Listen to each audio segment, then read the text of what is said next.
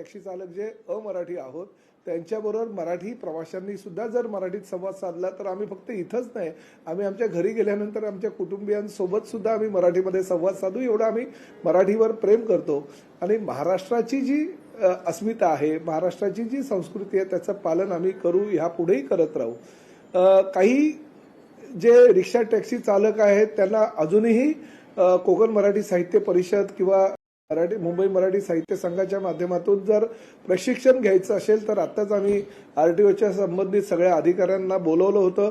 आम्ही एक जो मोबाईल नंबर आहे तो सुद्धा आरटीओच्या माध्यमातून आम्ही 1-2 दिवसात जाहीर करू, जेणेकरून त्या मोबाईल क्रमांकावर जर विचारणा आली तर सेंटर मुंबईमध्ये कुठे कुठे आहे ते सेंटरची कल्पना सुद्धा मिळेल. कारण आरटीओचं हे म्हणजे आमच्या परिवहन खात्याचं हे काम नाही आहे. परिवहन खात्याने एक सामाजिक बांधिलकी म्हणून समाजसेवेच्या भावनातून 105 दिवसाचा हा कार्यक्रम आयोजित केला होता. परंतु आमचं मात्र चुकीच्या पद्धतीनं कायद्याच्या कक्षेबाहेर जर कोणी काही काम करत असेल तर त्यावर कारवाई करण्याचा आमचा डिपार्टमेंटचं काम आहे. परंतु महायुती सरकारच्या माध्यमातून मराठी भाषा विभागातर्फे हिंदू हृदय सम्राट बाळासाहेब ठाकरे मराठी भाषा अभियान जे आहे ते सातत्यानं पुढेही चालू ठेवण्याचं धोरण हे आमचे नेते उपमुख्यमंत्री एकनाथ शिंदे साहेबांनी केलेले आणि तसं आव्हान आमचे प्रदीप ढवळ, ज्योतिताई ठाकरे, मधु मंगेश कर्णिक यांना केल्यानंतर त्यांनीही त्या आव्हानाला प्रतिसाद देऊन ती कार्यशाळा जी आहे, अभियान जे आहे ते पुढे चालू ठेवण्याची त्यांची भूमिका आहे. आजही कुणाला अमराठी जे आमचे रिक्षा टॅक्सी चालक असेल त्यांना त्या माध्यमातून जर काही मराठीचं प्रशिक्षण घ्यायचं असेल, मराठी शिकायचं असेल तर त्या आजही ते शिकवायला तयार आहेत. अशा कार्यशाळा घेण्याचं शशांकराव यांनी सुद्धा मान्य केलेलं आहे. अनेक आम्ही मुंबईतले, काही ठाण्यातले, भिवंडीतले, नालासोपारा, वसई विरार, नवी मुंबई ह्या ठिकाणची आम्ही सेंटरची यादी सुद्धा आज आरटीओच्या अधिकाऱ्यांना दिली की त्या ठिकाणी त्यांना जागा उपलब्ध करून द्या. परंतु शशांकराव यांनी मागणी आता केली की 3 महिन्याची अजून मुदत वाढ द्यावी. परंतु तसं बघायला गेलं तर आम्ही 4 महिन्याची मुदत अजून द्यायला तयार आहोत.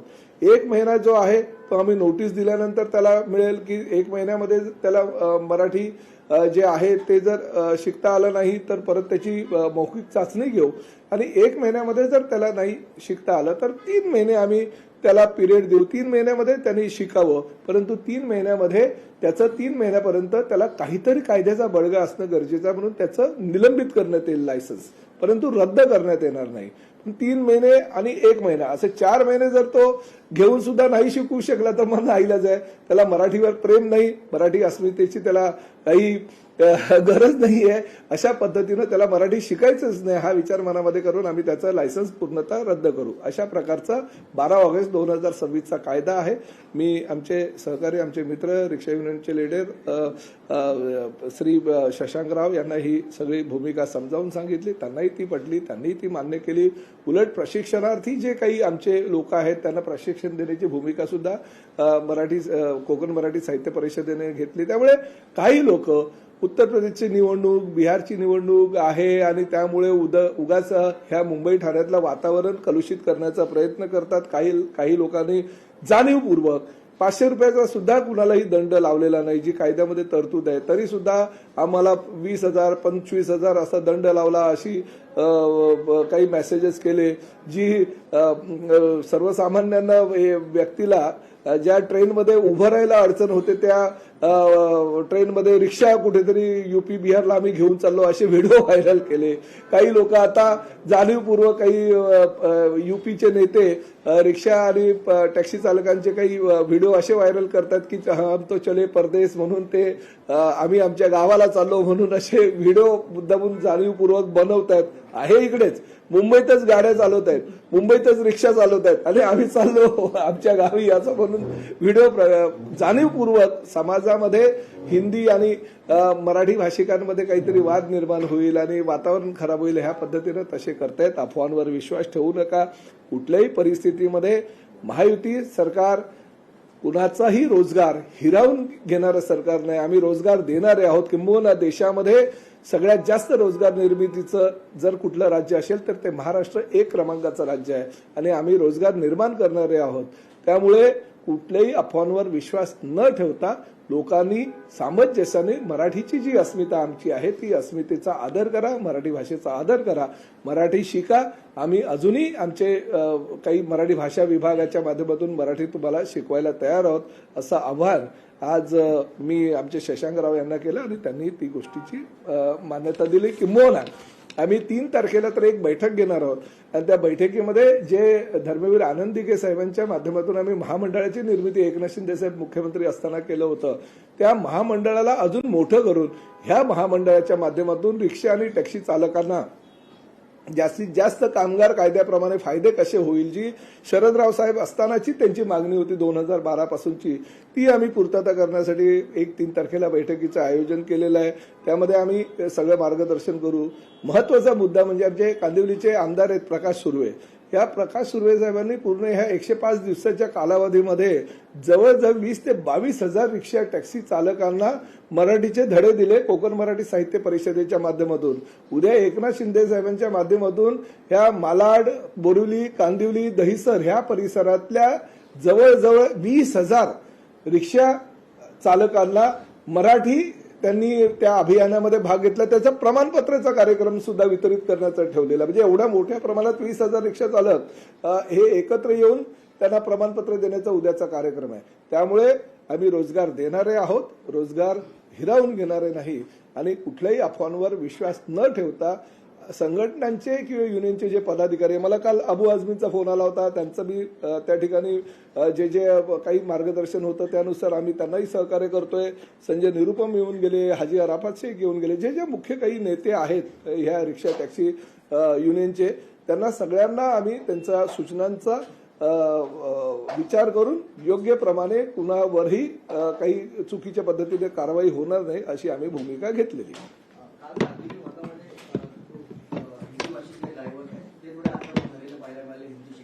मराठी शिकणार नाहीये किंवा आम्ही शिकण्याचा आमचा मानस नाही अशा प्रकारचे व्हिडिओ त्यांचे सोशल मीडियाच्या माध्यमातून ते समोर आले. काही मराठी चालकांना मारहाण झाली, त्यांचा व्यवसाय बंद करण्याचा त्यावेळी प्रयत्न झाला. नाही बघा, चुकीच्या पद्धतीनं जर कायदा कोणी हातात घेत असेल तर महाराष्ट्र शासन किंवा आमचा गृह विभाग किंवा परिवहन विभाग बिलकुल अशा लोकांवर कायदेशीर कारवाई करेल. परंतु जाणीवपूर्वक मराठी अमराठी असा वाद निर्माण करून जाणीवपूर्वक जर भेदभाव निर्माण करून समाजातलं वातावरण बिघडवण्याचा प्रयत्न कोणी करत असेल तर त्याच्यावर कायदेशीर कारवाई ही केलीच जाईल. तुम्ही घेतलेला जो निर्णय आहे त्याच्या विरोधामध्ये उत्तर भारतीय काही संघटनांनी मुंबई हायकोर्टामध्ये याचिका दाखल केली. नाही ठीक आहे, याचिका दाखल केली असेल तर लोकशाहीमध्ये प्रत्येकाला अधिकार आहे. ते याचिका दाखल केली असेल तर ते याचिकेचा जो आम्ही आमचे वकील त्या ठिकाणी उभे करू आणि आमची भूमिका कशी योग्य आहे ती पटवून देऊ.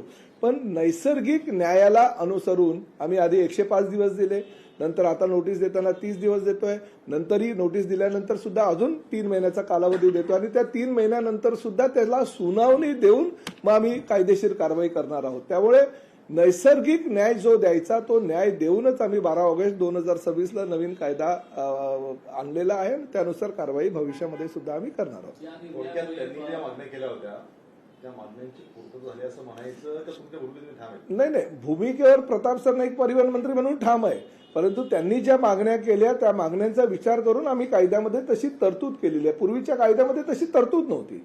1989चा कायदा होता ना, त्या कायद्यामध्ये तशी तरतूद नव्हती. परंतु शशांकराव सारख्या काही रिक्षा संघटनेचे मोठे संघटना त्यांच्याकडे आहे, त्यांनी ज्या ज्या काही मागण्या केल्या होत्या त्या मागण्यांच्या अनुसरूनच आम्ही 12 ऑगस्ट 2026 नवीन कायदा केला आणि त्या कायद्यामध्ये नैसर्गिक न्यायाला अनुसरून पहिले 30 दिवस, नंतर 3 महिन्याची मुदत, फक्त त्या कालावधीमध्ये लायसन्स हे निलंबित करण्यात येईल, रद्द करण्यात येणार नाही. परंतु 3 महिन्यामध्ये जर त्याला परत मराठी नाही आलं तर मात्र 4थ्या महिन्यामध्ये ते लायसन्स आम्हाला रद्द करायचे अधिकार आहे. त्यांचं समाधान झालंय का? कारण वारंवार आता तुम्ही त्यांनाच विचारा ना, मी बोलण्यापेक्षा.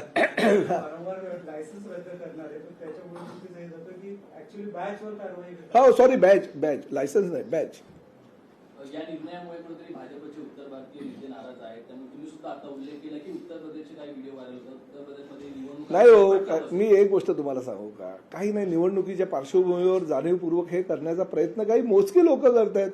99% म्हणजे आम्ही आता ज्योतिताई किंवा धवल सर तुम्हाला सांगतील, एवढे उत्तर भारतीय बिहारी, म्हणजे फक्त काही उत्तर भारतीय आणि बिहारी नाहीये, गुजरातचे आमचे रिक्षा टॅक्सी ड्रायव्हर आहेत, केरळचे आहेत, फक्त उत्तर प्रदेश आणि बिहार हे टार्गेट केलं जातं निवडणुकीमुळे, पण देशातल्या विभिन्न भागातून आलेले हे रिक्षा टॅक्सी चालक आहेत जे काश्मीर पासून कन्याकुमारीपर्यंत आहे, अनेक तामिळनाडूचे आहेत, आंध्राचे आहेत, सगळे रिक्षा टॅक्सी चालक आहेत. काय म्हणून टार्गेट फक्त उत्तर भारतीय लोक स्वतःला काही नेते मंडळी करतायत जे ज्यांना जाणीवपूर्वक समाजामध्ये ते निर्माण करायची. कोण नेते आहेत असे काही? नाही, मला त्यांची नावं कोणाला घ्यायची नाही. व्हिडिओ ज्यांचे प्रकाशित होतात ते स्वतःला नेते म्हणवतात. तर उपनगर असेल किंवा मग राज्यभरामध्ये जिथं रिक्षामध्ये ओव्हरलोड वाहतूक केली जाते, 4पेक्षा जास्त प्रवासी केले जातात. ज्या ठिकाणी बेकायदेशीररित्या वाहतूक केली जाते, बेकायदेशीररित्या जर रिक्षा टॅक्सी चालक काही काम करत असेल तर त्याच्यावर आरटीओचे अधिकारी कायदेशीर कारवाई करणारच. कारवाई ही केली जाते, कारवाई झाली आहे. वसई विरार असेल अशा अनेक ठिकाणी कारवाई झाली. मात्र भाड्यामध्ये वाढ झालेली आहे, दरवाढ करण्यात आलेली आहे आणि आता ही दरवाढ न परवडणारी आहे. नाही, अजूनपर्यंत ती दरवाढ ही आमच्याकडे येत नाही. त्यासाठी स्वतंत्र यंत्रणा आहे, एसटी आहे. परिवहन मंत्री म्हणून माझ्याकडे ह्या दरवाढी संदर्भात काही विषय येत नाही. ते एसटीएच्या माध्यमातून केले जातात, परंतु अद्यापर्यंत तो प्रस्ताव फक्त मी वृत्तपत्रांमध्ये वाचलेला आहे की 1 सप्टेंबरपासून काहीतरी दरवाढ किंवा भाववाढ झालेली आहे, परंतु प्रस्ताव माझ्याकडे एसटीकडून तसा कुठलाही अद्यापर्यंत आलेला नाही. मराठीची भाषा शिकायला द्यायचं आणि दुसरीकडे लोकांवर हे लादायचं, असं काही हे आहे का? हो, आता बघा, अशा प्रकारे जर काही तुम्हीच जर असं वेगळा विचार करायला लागला कसं चालेल मला सांगा. देशभरामध्ये हा मराठी भाषा शिकायची म्हणून तुम्ही उद्या असंही म्हणाल की साखरेचे भाव वाढवले का? नाही तुम्ही नाही असं काही. हा शशांकराव बोलतील, चला. हा बोला. आरटीओची कारवाई कशामुळे थंडावली आहे? कारण काल फक्त 300 लायसन्स राज्यभरात कॅन्सल झालेले आहेत. परवाच्या दिवशी ते 700-800 होते, शनिवार रविवार समजू शकतो, पण काल फक्त 300 झालेले. नाही बघा, आता हळूहळू हे याचा अर्थ उलट अभिमान आहे की हे कारवाई म्हणजे काय, 3,300चे 3,000 झाले तर कारवाई मोठ्या प्रमाणात. याचा अर्थ मराठी भाषेकडे आमचे अमराठी रिक्षा चालक वळतायत आणि त्यांना मराठी भाषेचं ज्ञान ते घेत आहेत, प्रमाणपत्र घेत आहेत. याचा अर्थ जी संख्या कमी होत आहे ही आनंदाची बाब आहे की ती संख्या कमी झाल्यामुळे मराठी शिकणाऱ्यांचा हा ओढा जो आहे तो जास्त मोठ्या प्रमाणात वाढलेला आहे.